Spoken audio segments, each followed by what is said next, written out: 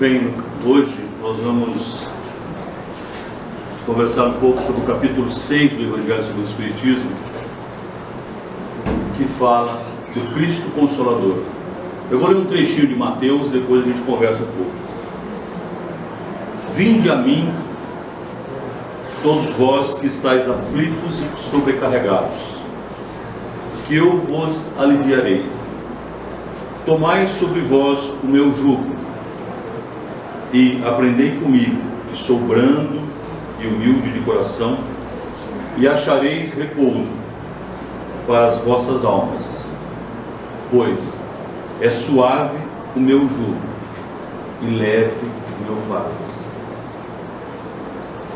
Se nós buscarmos no Evangelho segundo o Espiritismo, nos capítulos que antecederam a este, nós vamos ver como Kardec, na sua sabedoria professoral, foi construindo, pegando dos evangelistas as passagens de Jesus e construindo um roteiro para que nós pudéssemos, aos poucos, ir absorvendo os ensinamentos de Jesus.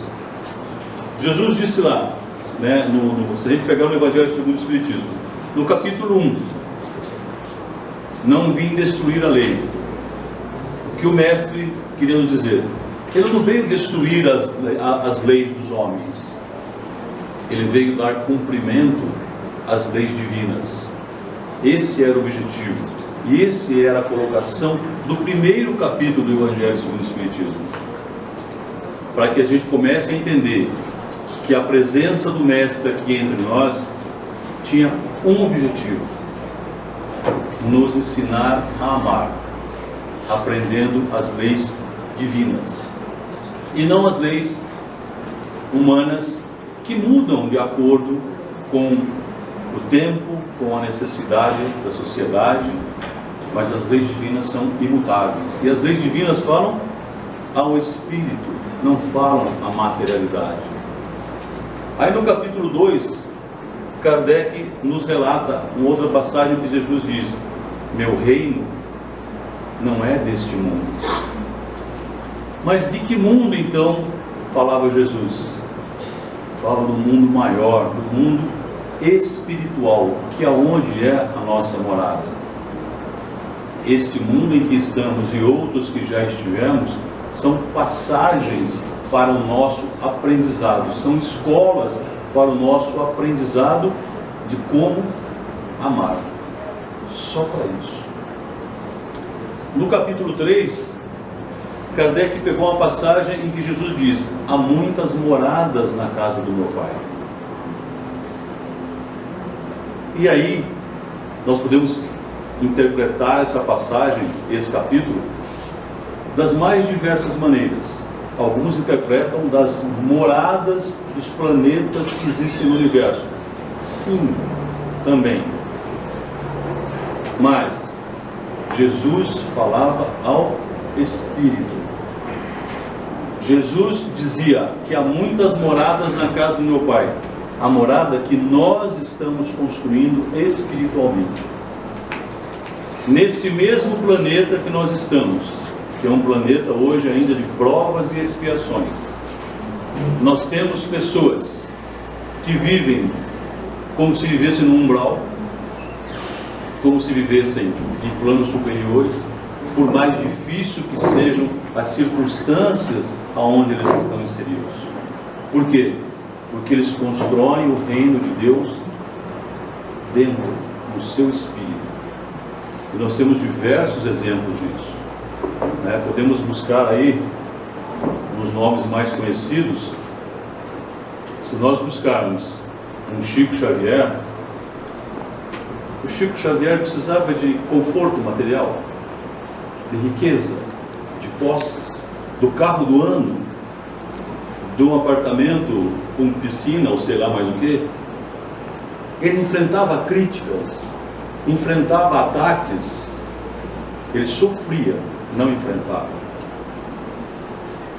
E vivia, quem conheceu o Chico, numa paz que se expandia dele para quem dele se aproximava. Então, quando no capítulo 3 Kardec traz essa passagem de Jesus: há muitas moradas no reino do meu Pai. Que morada eu estou construindo aqui dentro? Para o meu espírito, espiritualmente, como é que eu estou? No capítulo 4, Kardec pega as passagens do Evangelho que diz: ninguém pode ver o reino de Deus se não nascer de novo. E aí nós podemos trazer sim para a situação e para as questões da reencarnação. Mas eu não preciso desencarnar para nascer de novo. Eu posso nascer de novo nesta encarnação, em espírito, mudando a minha maneira de ser, mudando a minha maneira de me relacionar. E quando eu mudo o meu entorno, e as pessoas mudam em relação a mim. Capítulo 4. Aí no capítulo 5, Kardec traz uma bem-aventurança: bem-aventurados os aflitos. E se nós formos ler o Sermão do Monte não começa por bem-aventurados os aflitos, começa por bem-aventurados os pobres de espírito. Mas didaticamente era importante trazer essa passagem. Que vejam, 4 passagens de Jesus nos explicando como melhorarmos o nosso mundo espiritual. E aí nós podíamos entender assim: mas eu vivo num mundo difícil, eu vivo num mundo de aflição, a minha vida é muito difícil, eu tenho muitos problemas. Como é que eu vou viver essas histórias de Jesus? E Jesus então disse: bem-aventurados os aflitos, porque eu os consolarei. Porque nele nós vamos encontrar o consolo, a paz, o reconforto. E chegamos então a este capítulo 6, que fala do Cristo Consolador. Vejam como foi evoluindo.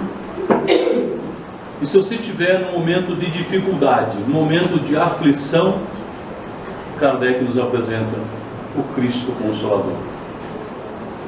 E o que é Consolador? O que é para nós Consolador? Consolador é aquele que nos alivia do sofrimento, nos traz um reconforto, nos leva a compreender as passagens de nossa vida. E aí nós vamos começar a entender o seguinte: quantos anos Jesus pregou? Quantos anos? 10, 20, 30, 33. Jesus pregou 3 anos, da idade de 30 à idade de 33. E Jesus caminhava, né? Não tinha metrô, não tinha carro, caminhava numa região árida. E da Galileia até Jerusalém eram 120 quilômetros. Quem de nós aqui sai caminhando 120 quilômetros? E não tinha ar-condicionado, não tinha ventilador. E Jesus caminhava. E esse espírito, para vir da esfera que ele estava até a nossa encarnada, em que a matéria é muito forte, levou 1500 anos para ir aos poucos se adaptando a essa energia pesada em que nós estamos. Vocês têm dúvida que quando ele chegou, ele sabia exatamente a hora que ele ia partir de volta? Sabia. Então Jesus sabia que ele não podia perder tempo. Ele tinha um tempo entre nós para passar os ensinamentos para um povo rude, que muitas vezes tinha saído de passagens como escravos, um povo que entendia a materialidade como mais importante e não via essa questão espiritual com tanta ênfase. Bem, E aí, se nós formos pegar os sermões de Jesus, você tem aqui o Sermão do Monte, que é o mais conhecido. Será que Jesus veio aqui só para falar essas coisas bonitas para nós? O Sermão do Monte é lindíssimo. Tem outras passagens de Jesus que são lindíssimas. Será que ele veio aqui só para, falar textos bonitos, poemas? Ou ele veio aqui para nos ensinar? Agora, nós acreditamos realmente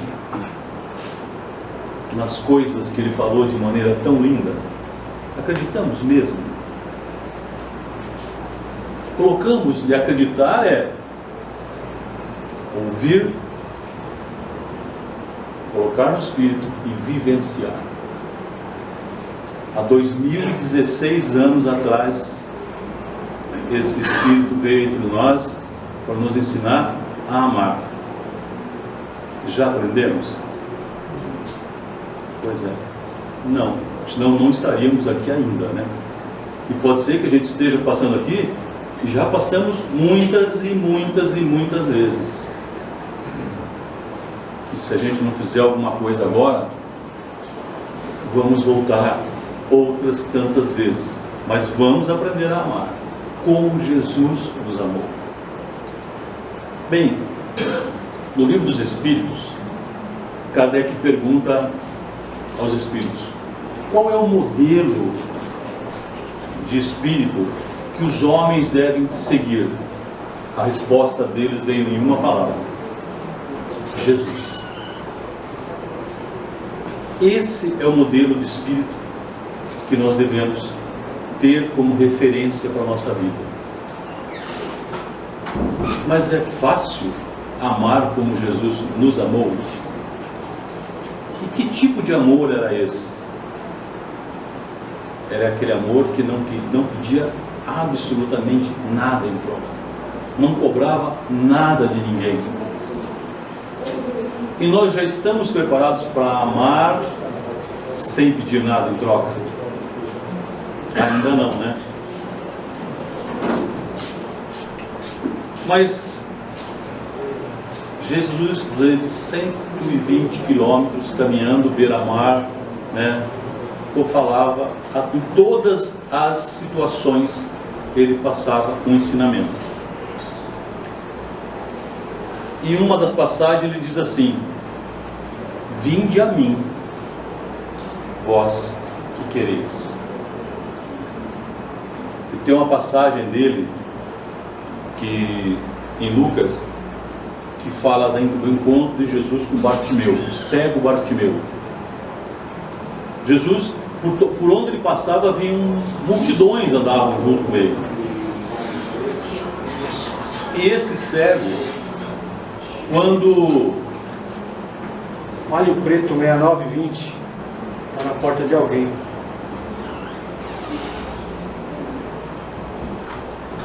Não era de Jesus também, Ele andava a pé. Bem, esse encontro de Jesus com Bartimeu, Jesus caminhava em direção a Jerusalém, e havia uma falação sempre em volta de Jesus, as pessoas queriam tocar em Jesus. E Bartimeu não enxergava, só ouvia o barulho. E ele começou a gritar então por Jesus. Gritava. E as pessoas ficaram incomodadas com aquele cego gritando, sendo que elas queriam chegar até Jesus. E Jesus então vai até o cego e pergunta: o que queres? E ele diz: quero ver de novo. E Jesus então diz: estás curado. Quando nós começamos o nosso dia hoje, provavelmente Jesus disse para a gente assim: o que queres hoje? O que é que nós pedimos para Ele hoje? Lembrem do começo do dia. que é que nós pedimos para Ele?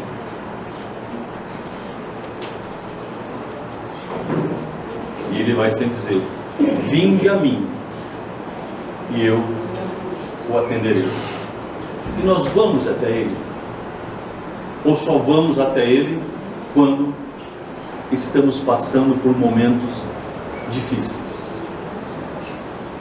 Será que nós começamos o dia hoje dizendo, quando Jesus perguntou para a gente assim: o que queres?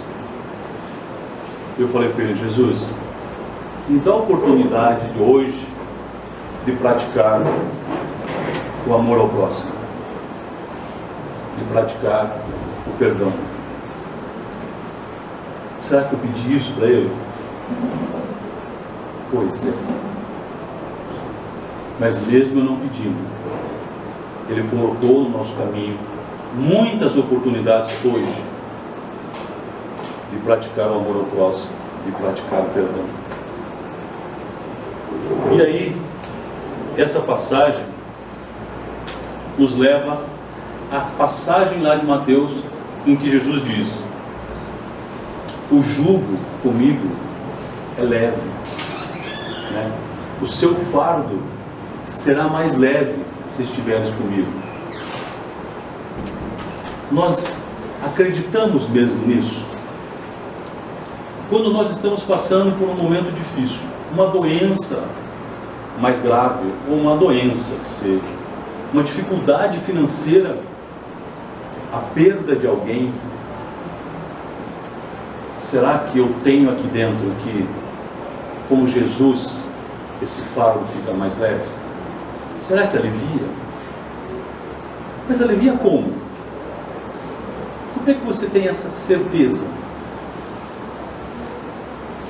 Se você tem realmente essa certeza, se você passou ou está passando por uma situação assim, o que você tem é muito mais do que certeza. O que você tem é fé. Porque a certeza, hoje eu tenho certeza, daqui a pouco eu não tenho mais certeza.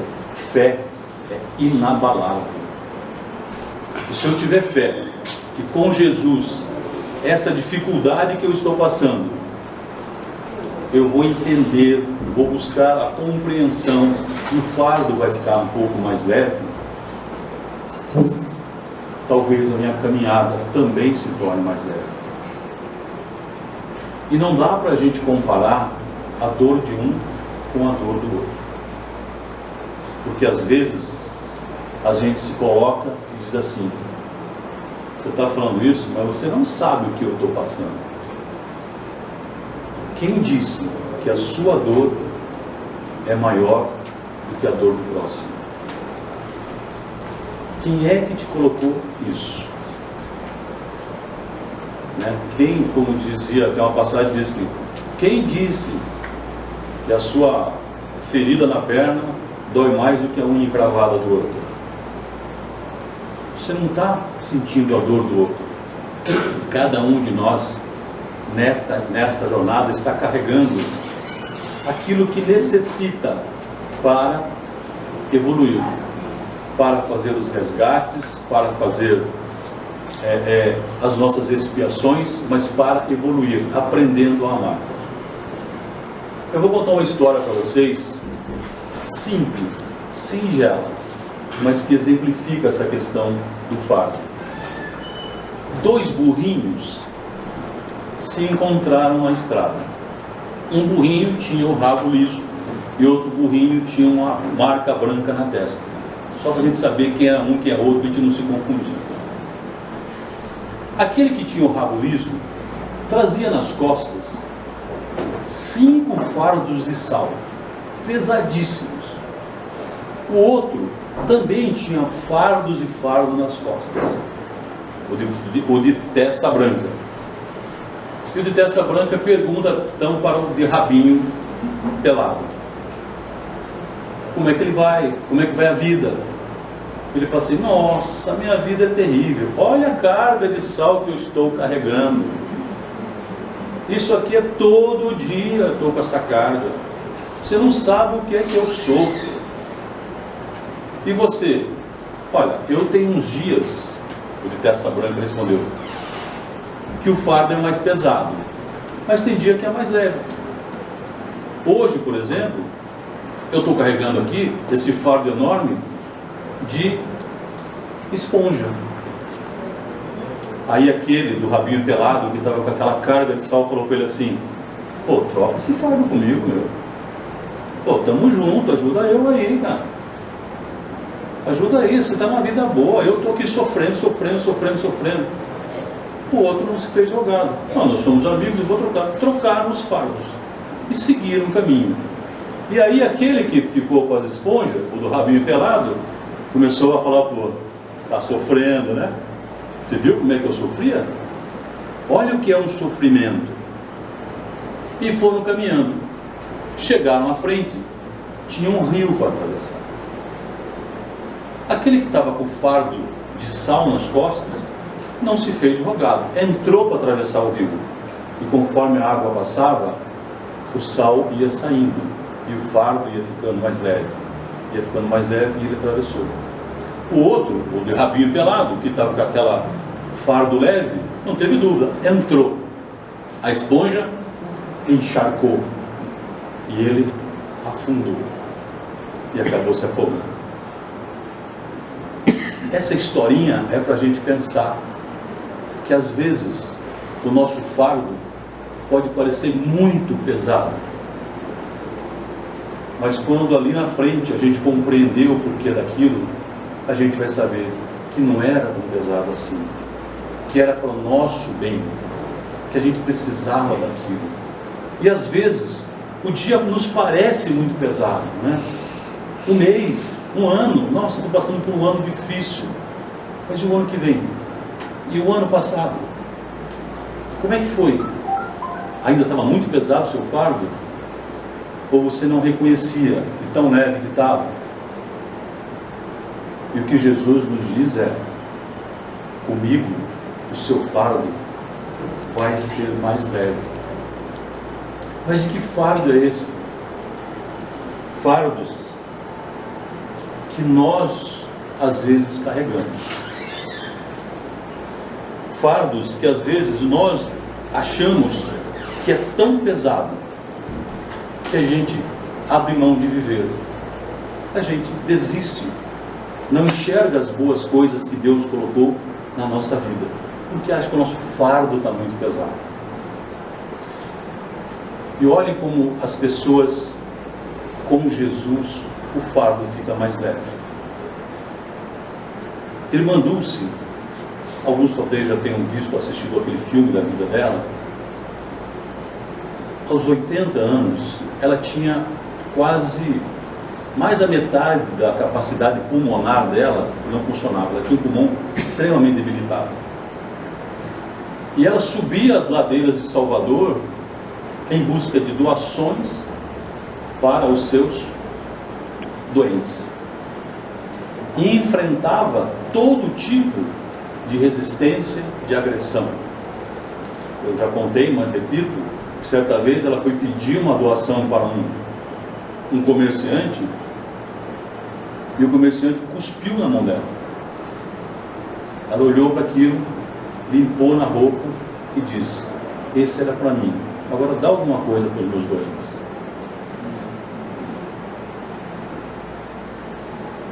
Imagine nós, com 20% de capacidade pulmonar, subindo uma dessas ladeiras a pé, porque alguém na sua casa quer comer pão.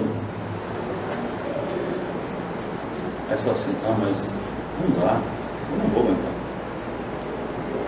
Imagina se você chega lá e o cara te vende um pão estragado. Você vai falar assim: não, obrigado, esse é para mim, agora me dá um para levar para a minha família. Por que a irmã Dulce fazia isso com toda a dificuldade física? Porque o que a movia era amor ao próximo. E amor ao próximo é estar com Jesus.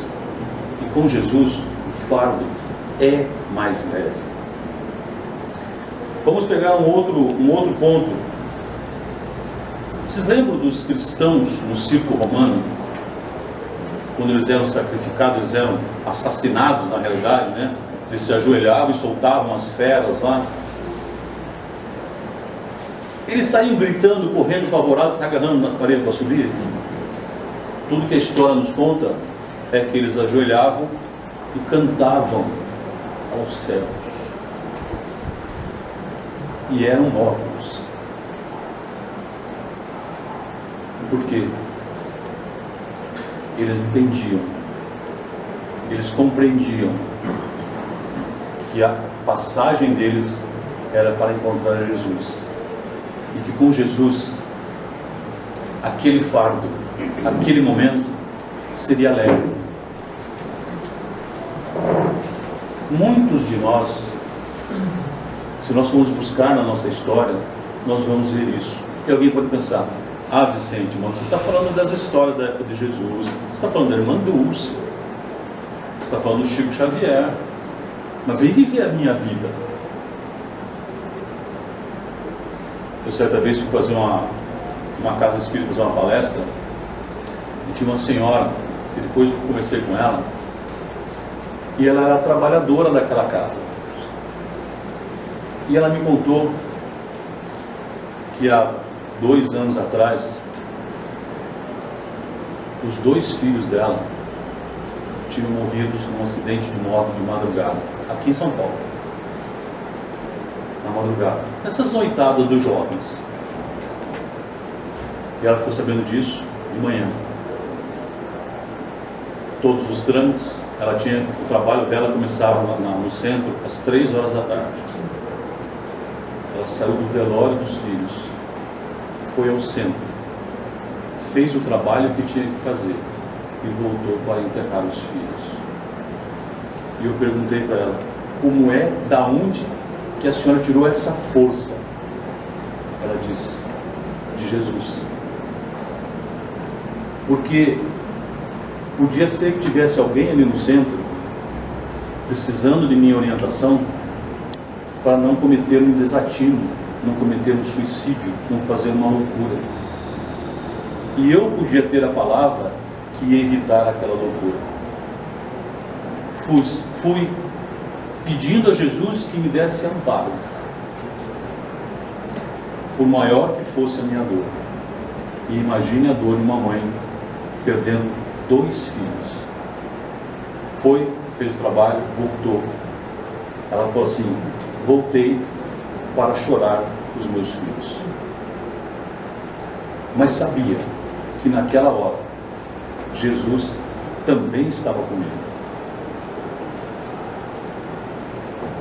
E assim é que a gente começa a buscar nas histórias, na vida das pessoas, como a presença de Jesus nos faz suportar diversas situações, nos faz passar por algumas situações, nos faz crescer espiritualmente. Mas para isso, eu preciso realmente trazer Jesus. E como é que eu vou até Jesus? Fisicamente? Hoje em dia não dá. Espiritualmente, os ensinamentos dele estão aí para que eu busque Jesus para a minha vida. Vamos dar um exemplo. Você sofreu uma traição. Pode ser uma traição de um amigo, uma traição de um amor, uma traição. Qual é o seu sentimento em relação àquela pessoa que te traiu? Não precisa falar não, tá, gente? Guarda aí. Pode ter de tudo aqui nesse momento. Pode inclusive ter gente que tenha passado por isso. Se eu penso aquelas coisas a respeito da pessoa, esse sentimento de mágoa, esse sentimento de rancor, esse sentimento de ódio, vai me fazer bem? Vai fazer bem para a gente, espiritualmente e até fisicamente? Não. Por que vai fazer mal? Por que eu tenho esse sentimento de mágoa, esse sentimento de raiva? Porque se manifesta em mim uma coisa Orgulho faz bem? Não, né? E olha, eu estou falando de um caso extremo. Se eu... E aí é que vai Jesus nessa história. Se eu conseguir trazer o ensinamento de Jesus que diz o seguinte: perdoa 70 vezes, 7 vezes, você não vai sentir nada. A traição que o outro cometeu em relação a você é problema do outro. É ele que plantou, é ele que vai colher. O que é que você está alimentando aí dentro? Mas eu só consigo mudar essa vibração, mudar esse sentimento se eu buscar Jesus. Aí talvez o meu fardo se alivie um pouco. Pode ser que nós tenhamos mágoa em relação a alguém próximo, em algum momento da nossa vida, dentro da nossa família. E esse fato aconteceu 10 anos atrás, às vezes, há 20 anos atrás, e eu guardo aqui dentro essa mágoa. Mágoa faz bem? Não faz bem. Vai te fazer mal. E sabe o que é mais complicado? Que às vezes a outra pessoa nem lembra mais do que aconteceu. Mas você, cada vez que traz o pensamento da pessoa, você traz o que aconteceu, traz o fato e fica remoendo aquilo. Eu só vou conseguir ir aliviando aos poucos, e eu não estou falando que a gente vai conseguir tirar de uma vez isso, com Jesus. Pedindo ajuda a Ele, para que eu consiga ir mudando a minha vibração mental, os meus pensamentos em relação a essa pessoa. Porque primeiro mudo os pensamentos, e depois vou mudando as palavras, e depois vou mudando os atos. Guardar uma mágoa, guardar um rancor no espírito pesa, não pesa? Porque você não vive à vontade, feliz, alegre, que alguma coisa aqui dentro te aperta. Isso só vai aliviar esse jugo, vai aliviar esse fardo com a presença do Cristo Consolador. E Ele pode e deve estar sempre, a todo momento das nossas vidas. Então, essa nossa doutrina, o Espiritismo, ele vem trazer luz sobre os ensinamentos de Jesus. Como é que eu trago isso para a minha vida hoje, neste momento, nesta minha jornada? Se eu ainda tenho alguma coisa que está pesando, que está tornando a minha caminhada difícil, conversa com Ele, pede ajuda a Ele. Ele diz: vinde a mim que eu os aliviarei. Se você teve uma perda de um ente querido, inesperado que fosse, e isso está te trazendo incompreensão, está te trazendo revolta, está te trazendo até afastamento das pessoas, você está tornando o fardo da sua jornada mais pesado. Você precisa olhar para Jesus, pedir a Jesus: me ajuda. Se eu lá no começo disse que aquelas histórias que Jesus contava não eram historinhas, mas sim eram ensinamentos de como aprender a amar, e eu tenho isso como fé, por que nesse momento eu vacilo e não busco a Jesus?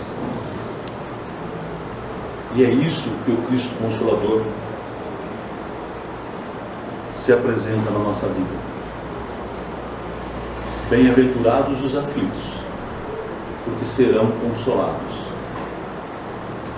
Busquemos o Cristo Consolador para essas nossas aflições. E aí eu queria agora, para a gente ir encerrando, vou ler um texto para vocês, do Emmanuel, que fala ao coração, aflito, que fala àquele que precisa do Cristo Consolador nesse momento na sua vida. Traga aí no seu pensamento esse fato, essa pessoa, e busque Jesus, ouvindo o que o Emmanuel nos diz. Senhor, Pai dos que choram, dos tristes, dos oprimidos, fortaleza dos vencidos, consolo de toda dor. Embora a miséria amarga dos prantos de nossos erros, deste mundo de desterro, chamamos por vosso amor. Nas aflições do caminho, na noite mais tormentosa, vossa fonte generosa é o bem que não secará. Sois em tudo a luz eterna, da alegria e da bonança, nossa porta de esperança, que nunca, nunca se fechará. Quando tudo nos despreza, no mundo da iniquidade, quando vem a tempestade sobre as flores da ilusão, ó Pai, sois a luz divina, o cântico da certeza, vencendo toda a aspereza, vencendo toda a aflição. No dia de nossa morte, no abandono ou no tormento, trazei-nos o esquecimento da sombra, da dor, do mal. Que nos últimos instantes sintamos a luz da vida, renovada e redimida, na paz ditosa e imortal. Do livro Paulo e Estevão, pelo Espírito Emmanuel, do nosso querido Chico Xavier. Eu peço a Deus e a Jesus que realmente nos ampare, que nos dê força, para que possamos passar pelos nossos tormentos, pelas nossas tempestades, pelas nossas aflições, pelas nossas noites tenebrosas, com a fé cada vez mais forte, que amanhã começa um novo dia, uma página branquinha de vida, para que a gente comece a escrever os nossos poemas desta encarnação. Que assim seja, graças a Deus.